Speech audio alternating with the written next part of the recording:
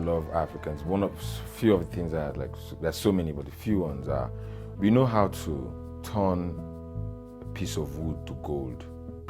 Some of the stereotypes that I've heard of or experienced as an African in Canada is that when people meet me, they will tell me, oh, how Africans are fraud.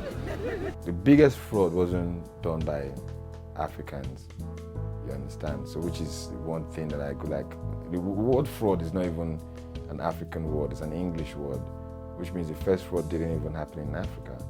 Put Africans in the right perspective, in the right atmosphere. They are not different from any other people. They can pull the strings, they can do better, they can perform. I think it's really crucial that we tell our own stories. I couldn't put it more, I guess, eloquently than Chimamanda Adichie did. You don't allow other people to tell the story of your own family. You are to tell the story of your family and to portray the good image of your family.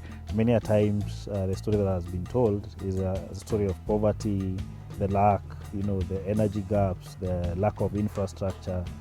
The world we are growing in has become so small with the technology, with everything that is happening. The good news has to be put out there, because that's the way we start to influence opinions. And frankly, that's where we start to educate, our global counterparts who know very little about the subcontinent because, their media doesn't, portray the continent fairly and never mind accurately. The time has come when people are beginning to know that Africans, they have potentials.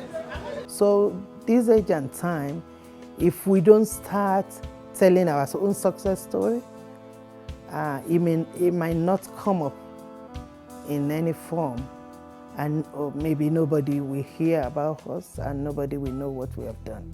We talk about China, in the first 10-year period, the first 10-year period of the 21st century, China grew at over 10% per year. Everybody knows that. We hear about India. India's grown at 8%. But what we don't hear is that at that same time, sub-Saharan Africa grew in GDP per capita at almost 6%. That's huge. When we let other people tell our story, we deny our own humanity.